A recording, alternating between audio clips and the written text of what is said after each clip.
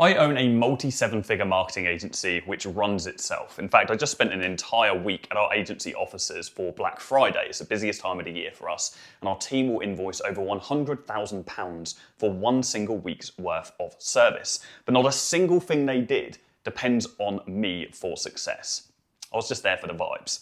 Now, by the end of this video, you're going to learn how you can build an agency that runs itself and how you as the founder can remove yourself from the day-to-day operations just like I did, whilst the agency still continues to grow and thrive without you. Now, let's get straight into it. The first thing we need to understand is an agency cannot really self-run. Okay, no business really self-runs. It's dependent on the systems and the team that we have in place. Systems being the most important thing. And I'm going to break down those core systems today so you can get an understanding of at which point you can remove yourself. Because this is a gradual process. I've been doing this for 8 years now. It was only a couple of years ago that I removed or was able to begin to remove myself from the day-to-day operations of the business. Now it does not depend on anything from me. Now, the first system that we need, and this is in chronological order, many people get this order wrong. And look, I got this wrong in the early stages of the business, and I'm going to save you a huge amount of time and trial and error because you can just learn from my mistakes. It's the beauty of content like this, okay? The first thing is a delivery system. We've got to be able to build our service delivery mechanism, that area of the business, and so it can operate without us. And so the team can handle it, and we have, all the right automations in place. The clients are actually happy. The agency model is a service-based business model. If our clients aren't happy, we're going to have a high churn rate. We're not going to be able to continue to grow the business. We're going to fall off. We're going to get bad reputation. Cannot happen. I'm going to be breaking each of these down in much more detail. So we're not going to go into all of that detail right now. I just want to outline those systems. The second system is growth. And this is the order that people get it wrong. This is actually the order I got it wrong. Everybody wants to get rid of sales as the first thing that they autonomize within the business. Sales is the last thing that we autonomize, that we hand over to somebody else, okay? So we have to get delivery outsourced first. And by outsource, I don't mean outside of the business, just within the business, other people managing it. And then we look to our client acquisition systems so we can continue to bring on more clients within the business, okay? How are we gonna do that? We'll get into it. The third thing is decisions. Is that spelled right? Decisions? We'll get on with it. The last thing that we do, and this is probably the hardest thing to do, is relinquish control of decisions within the business. We stop micromanaging. Many people get to the point where they're no longer in delivery as the founder, where they're no longer in growth, but then they struggle to let go of the decisions because they're micromanaging, because they're clinging onto it, because it's their baby. Okay? But if we truly want to remove ourselves from the business, we have to have a good leadership structure in place that facilitates us not having to make those key decisions inside of the business, okay? Because ultimately, what we're trying to do here, and we cannot skip any of these steps, is we are trying to understand, well, the first thing we need to understand, because you're going to be watching this as beginners, you're just going to be experienced people, maybe you're already at 100 grand a month. I've mentored people from 0 to over $1 million a month in the agency space. I'm going to try and cater this content to anybody that's already established in the business. Although if you are just starting off today, this will serve as the foundation that will give you the vision for what you're going to work towards in the future, okay? Because what we need to get an understanding of, if we are going to diagnose where we're at and what we need to do right now, is our founder evolution, okay? And what stage of this evolution we're at right now, okay? Stage 1 is, I want to do this horizontally. Can we do this horizontally? Yeah, let's just give this a go. Stage 1 of evolution is the early stage. Okay? Now I'm going to presume this is the stage that many of you are at right now, if I know our demographic of viewership on YouTube. Okay? Now that early stage is where, as the founder, we are the engine. So we are the person doing our sales outreach, finding new clients. We are the person who is delivering services on behalf of the client. We're the glue between the entire team member. We are communicating with all the clients. We're just doing everything. We are every single element of the business. And this stage is anything from, I'm going to give this some stages as well. This is like 4 to 6 clients, okay? So anywhere between 4 and 6 clients, we are the entirety of the business. Between 4 and 6, because it depends on what you're offering and where you're from and so on, that is when we look to start bringing subcontractors into the business, probably part-time to start off with, but if our economics make sense, we can hire somebody full-time in the company at this point to start taking over some delivery tasks. Not sales, delivery. Don't hire an SDR, a sales development rep. Hire somebody who can handle like media buying or whatever the core services that you're offering. The second stage, okay, is, we'll call this mid-stage. Now, mid-stage is where we become the architect.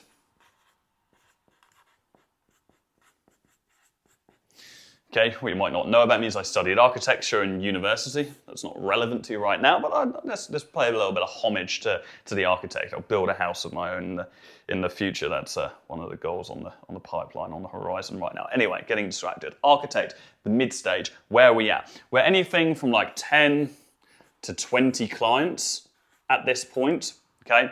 And this is where we are beginning to create if you imagine like an architect, we are creating the blueprint and everybody else is going to follow that blueprint. Okay, so the builders come in and so on and so forth, they make it all happen. But we create the plan, we're the visionary.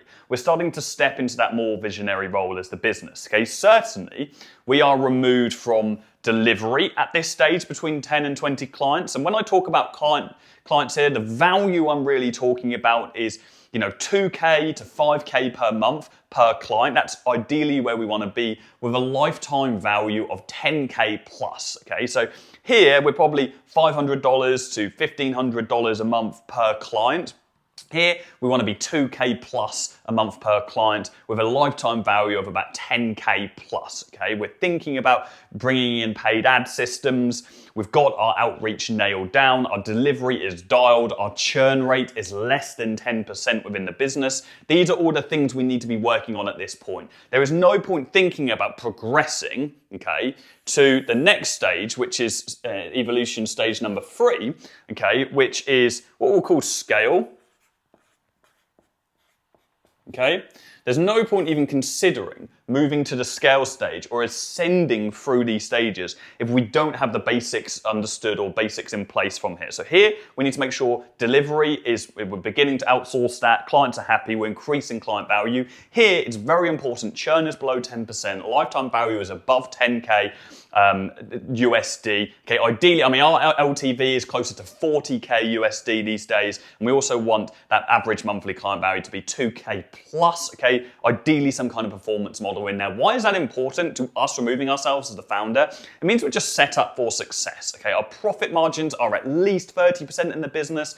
Ideally, they're 40% plus in the company. Profit will drop over time as we progress, but when we relinquish control in the company, we've got to be confident that there isn't hard work to do to just make the business work. Okay, the business has to be working for us to remove ourselves. We don't want to automate or hire people to fix terrible process. Okay, and so all of the process needs to be in place when we are the architect, and we have to be confident that we can sign off on that. Okay, now at the scale stage, this is where we are really going to become a true owner.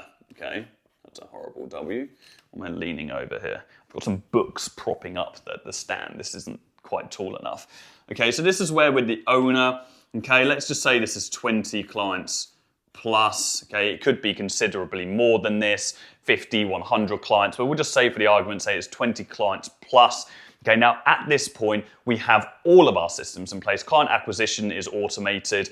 Delivery is automated. We have operations and senior management in place. In fact, we'll break each of these things down, but it's vital that before we progress through to these stages, we don't just base it on the number of clients we've got, we base it on the amount of predictability and stability we have in the business, okay?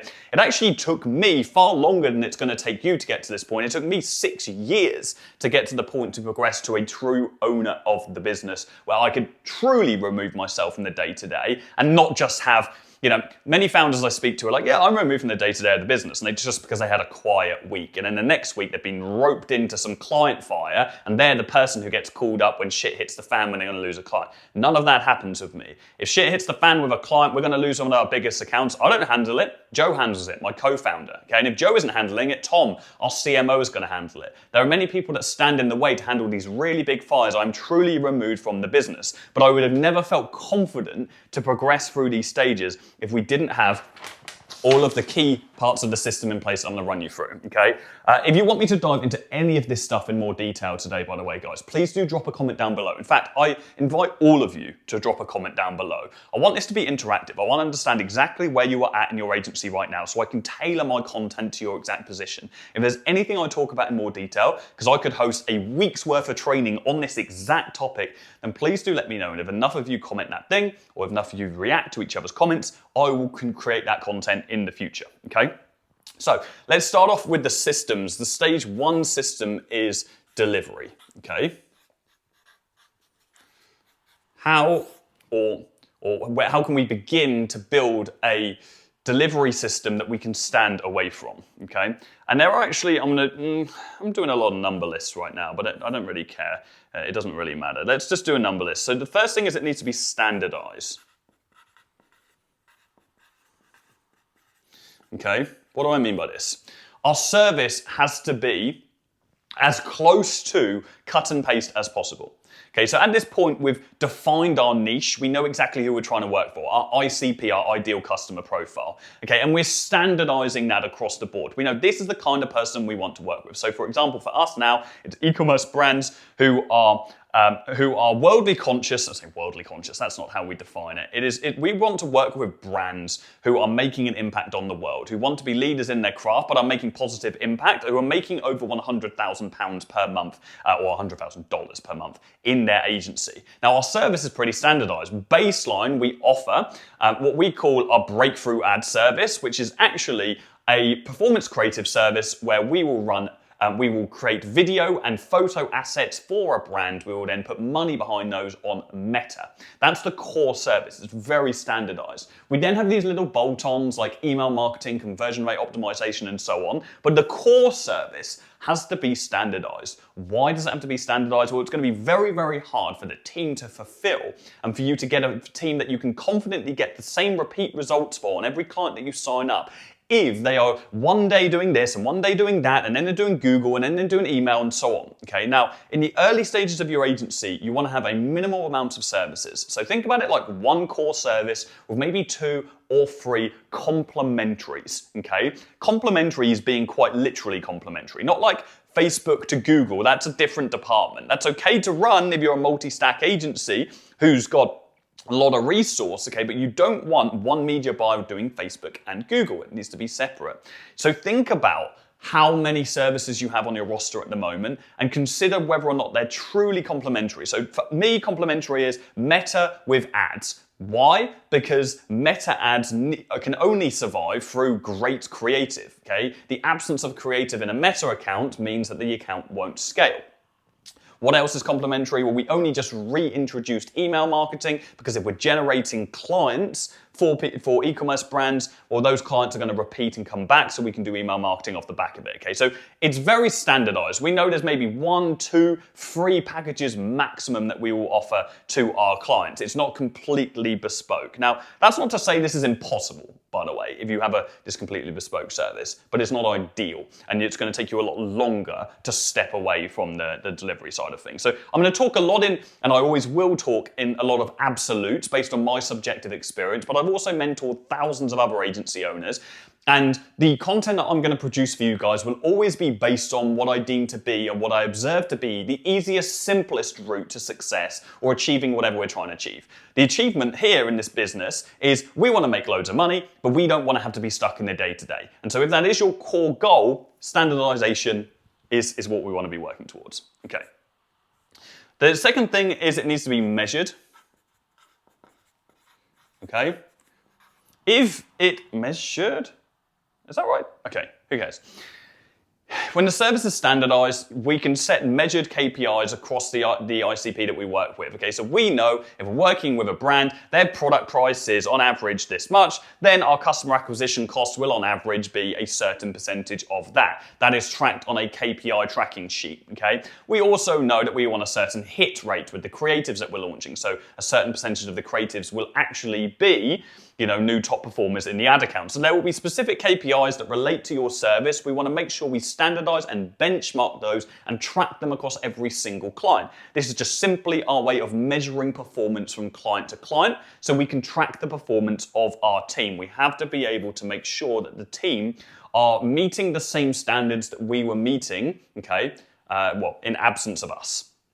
Okay, the third thing is documentation or documented.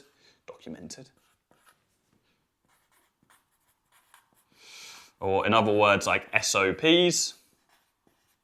Okay? There's no point creating these before we have the step 1 and 2. This is designed in chronological order. Okay, we always try to create SOPs first. We're like, let's hire a media buyer and do SOPs. Well, no, is our service standardized and measured? Can we actually, because there's no point documenting something if you can't then reference that document and afterwards and review the work that somebody has done and check that they've actually done it at the standard it needs to be. And so only after we've gone through these steps do we then document and we create training resources that say to someone, this is basically a step-by-step guide with every information and training that they would need in order to meet these requirements, okay? And so whether that's a media buyer, not in care of you, a web design agency, you're an email agency, whatever you are, the process will be exactly the same. We've got to create those documents, those SOPs afterwards. Only then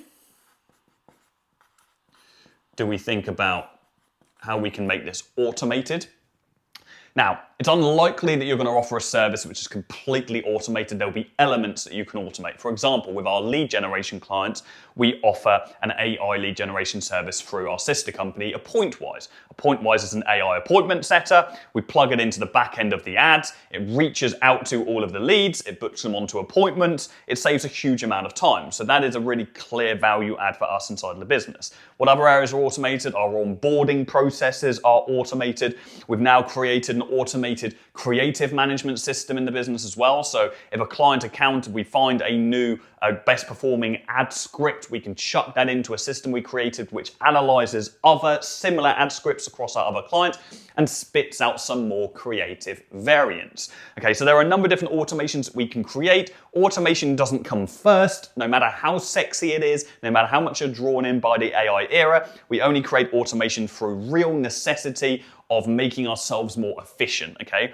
What we're really thinking about here as a founder is how can we remove human error, okay? How can we remove these critical areas where humans could make mistakes? So as much to be automated as possible, sure, but never always with the goal of maintaining quality, okay? We never save time while sacrificing quality. Okay, so quality is always the thing we are prioritizing when we're automating something. It's not just saving time, especially when it comes to delivery, because delivery is the lifeblood of every single agency. We screw up delivery, we got no agency. That is the bottom line, okay? And the final thing is it is managed. Okay, we've got to place somebody who can manage the team. Initially, let's say you're an ad agency, you've got media buyers in the team. Initially, you've got like a senior media buyer, which manages all of the other media buyers, and then they report to you. But eventually, you've got to get a head of performance or a chief marketing officer. So we've got Tom, our CMO, who was actually our first ever employee, but is now, and has been for a long time, our CMO. He handles the entire delivery part of the business. So our creative strategists, our design team, everybody reports to Tom as far as delivery is concerned. But again, we don't hire a manager before all this has been done. The temptation by many agencies is, let me just hire a manager and have them sort all of this stuff for me.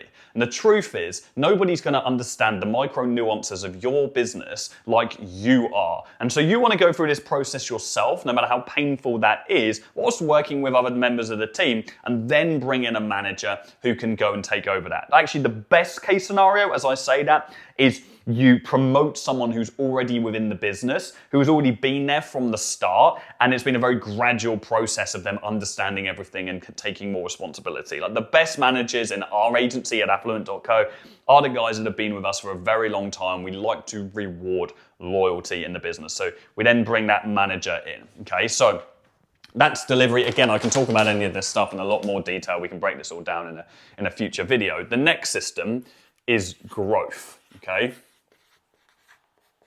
Which comes after we've ticked off that delivery. And the truth is, many agencies, probably between 10 and 50K a month, you're figuring out how to nail that delivery piece. The delivery piece is what you're trying to establish. Yes, you're simultaneously trying to establish growth, but you're very involved in growth yourself. You're not trying to automate the growth process, okay?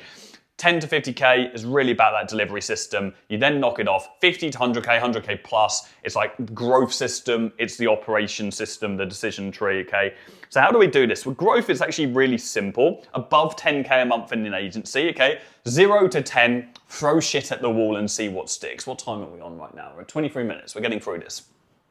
0 to 10, throw shit at the wall, see what sticks. Do email, do DMs, do cold calls, do like get ads when you've got case studies under your belt. We do as much as we can, we see what works. 10K plus in an agency and just an ongoing growth process is all about doing less, but doing it at a very high standard, okay? Now, I call this, and you might have heard of already, is the rule of one, okay? Which is probably not the intended application of the rule of one.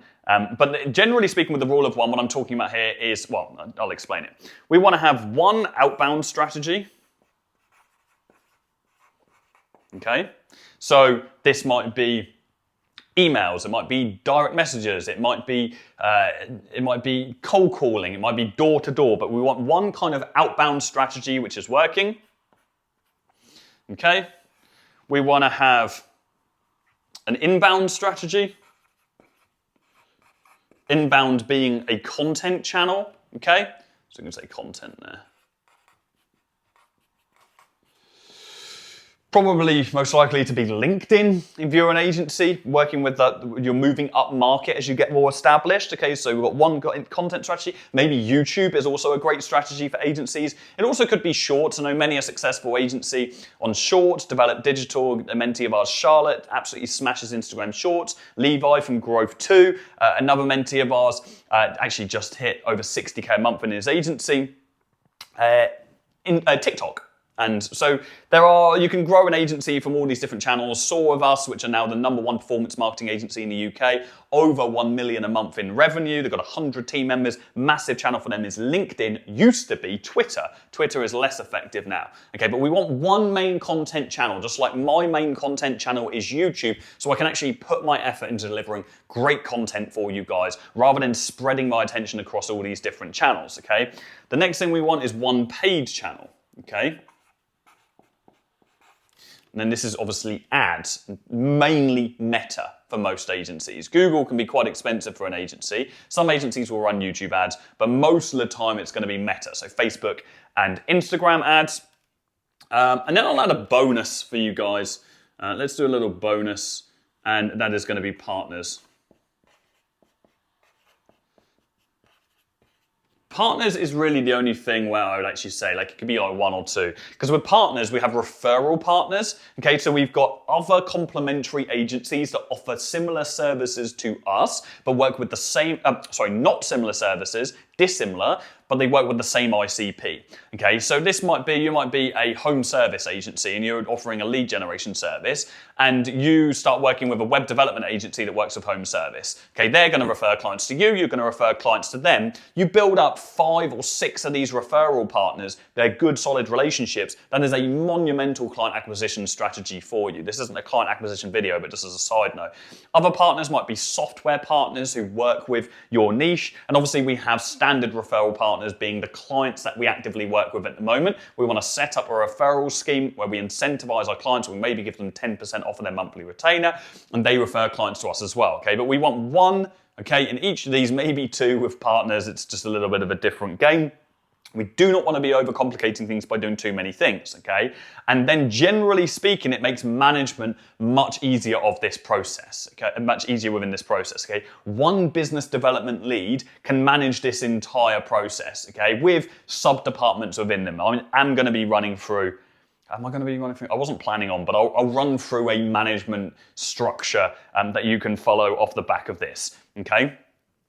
But before we go into management structure and leadership structure, let's talk about like what really sits underneath this, okay? Because underneath each of these things, let's just give these categories as well. Like, how are we actually going to be able to confidently allow this to run, okay? Well, with the outbound side of things, we only really need one SDR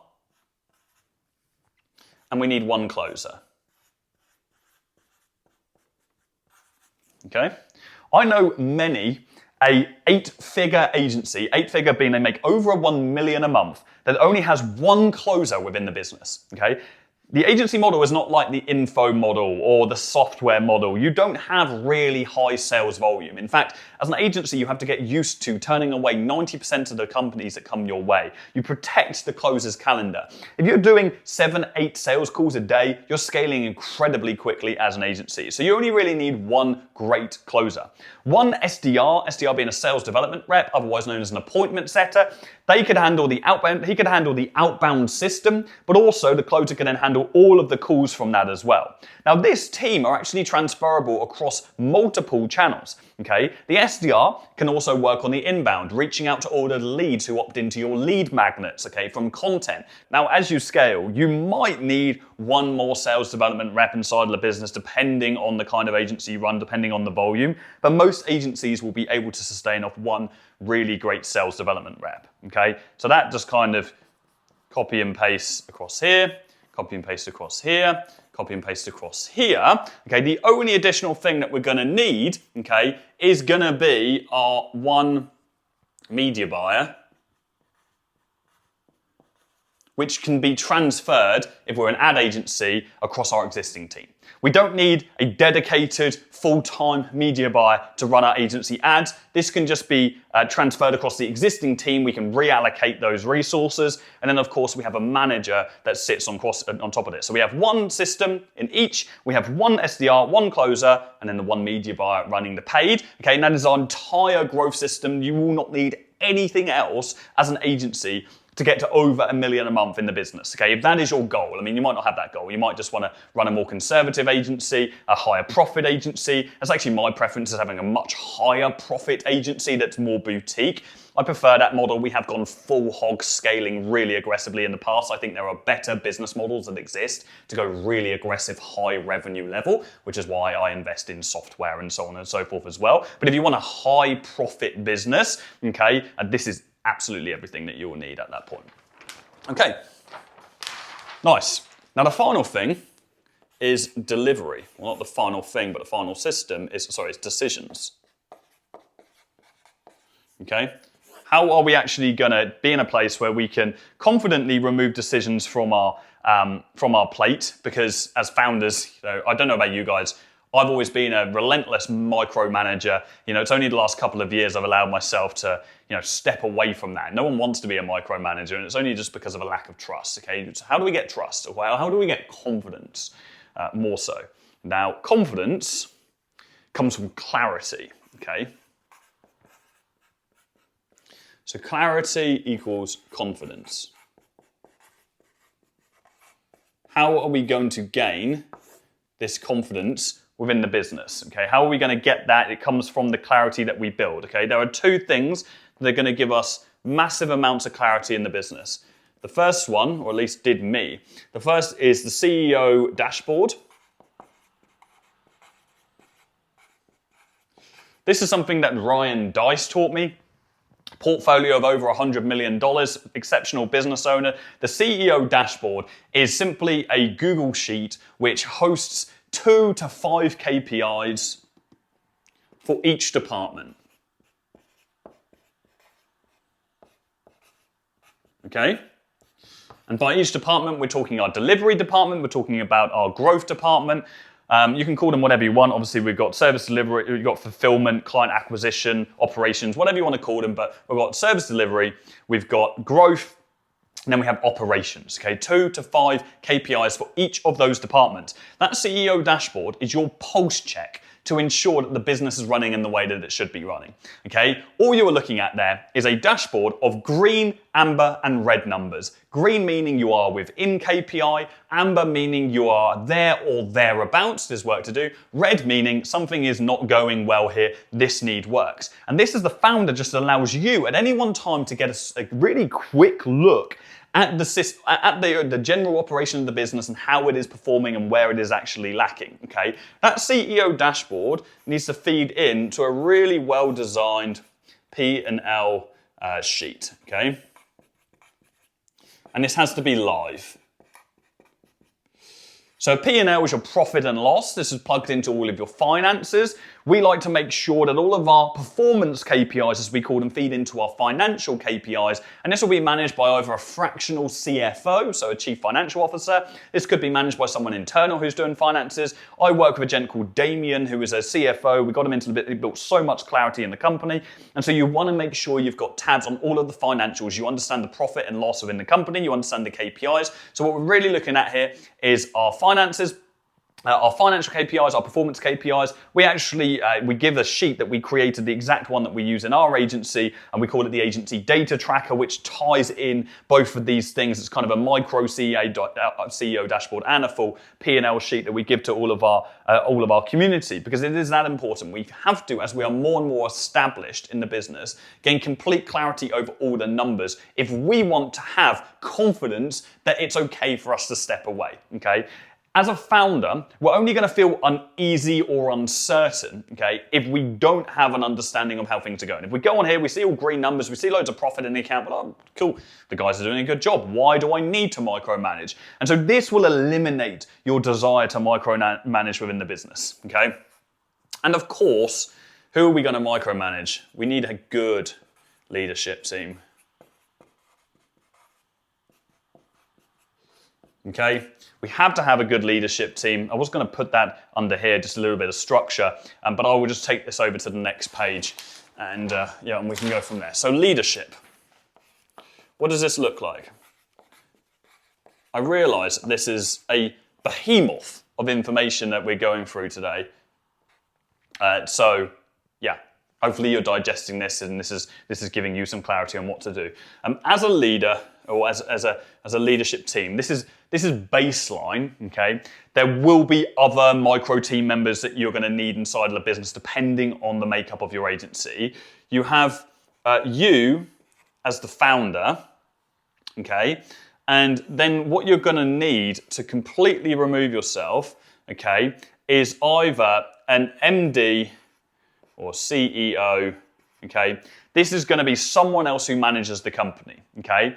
Now, my structure is slightly different to this, okay? My structure is me, and then we have MD/CEO here, because that person is Joe. Joe is my co-founder of the agency who runs the entire agency. When I originally started my agency, it was just myself. I then merged with one of my mentees at the time, and we founded Affluent.co, which is when we rebranded. We worked on the agency for a long time together. We always had a mutual understanding that I would be stepping out of the business at a point. And so Joe actually sits here next to me. I'm not above Joe in the business. He runs the day-to-day operation of the company, and I have that more fractional chairman role in the business, okay? So if you imagine I'm there, but if in your makeup, you're going to want to get a managing director or a CEO in the business if you don't have a co-founder who can take that role that Joe took, okay? Then all we need is someone to head up each of those core systems, okay? So we need a head of, let's call it head of delivery. You might call this a CMO, you might call this a head of performance. It doesn't really matter what you call them. Job titles is whatever you want them to be. We need that person who's going to head up the delivery team. We then need a head of, you know where this is going, of growth. Okay? And that head of growth, I would actually recommend you calling them a business development director or a business development manager. Business development is very apt because they are managing business development in a number of different areas. They won't just be, a head of sales would just be managing a sales team typically. And so business development is more of a multifaceted role. We're handling the partnerships, handling, the paid systems and so on. So business development is generally a nice title for that as a side note. And then we also have, it's not head of decisions, it's head of ops, okay? So our head of operations. And this person is really just gonna make sure the company is running, okay? They're gonna sit between, these other departments. These two guys will often speak to, the head of ops. They'll often work very closely with the head of ops, and the head ops will sit with and speak to the MD and CEO. But these guys will still report directly here, okay? And very rarely, if never, will it ever go to you directly. It's only the MD/CEO that's going to report to you. So you're taken away from all of this, okay? But the head of ops will sit between a number of different departments, and then within that we have support, and within that we have our media buying team, our designers, and so on. Within growth, we then have our SDR and we have our closer, okay? Maybe we have someone in the marketing channel as well that might be copywriting on social media. But vastly, we're talking about a self-running agency. We're talking about removing you, okay, from the day-to-day, from all of this mess. And to do that, this is the basic structure we need in place. Many people overcomplicate agency growth and remove with the founder. We only need 3 core systems or 3 core departments, and we need someone to head up each of those, and then someone sits in between of us. I hope you've enjoyed this. Is there anything else that I want to go through? I suppose there's one final little visual representation for you guys that I always like to think of this as. If we have ourselves, this is going to be, oh my goodness, this is probably, okay, wow. This is a car, okay? This is a steering wheel. The steering wheel is ops. Fulfillment, okay, is, this is actually growth, is going to be, growth is the engine, and of course this is a mid-engine car, okay? This is growth, and that is the engine. We love a mid-engine motor, and these are the wheels. The wheels are fulfillment, because this is what gives us traction, this is what keeps us moving, this is what keeps the clients happy, growth, blah, blah, blah, ops. And then we are the person that used to sit here, okay, we used to sit here, but now we don't have to because this is a self-driving car, because ops is the steering wheel that finally gets us away from all of the day-to-day, all of the marrying between things. It's one of the final things that we kind of sort out. And then we've got growth, we've got fulfillment. Now we can just get away from this. We can be, having our coffee somewhere, or investing the money, or taking that chairman role, or popping in on Black Friday for the vibes to get involved with the team and be there for culture. I hope you enjoyed this, and I'll see you all soon. Cheers.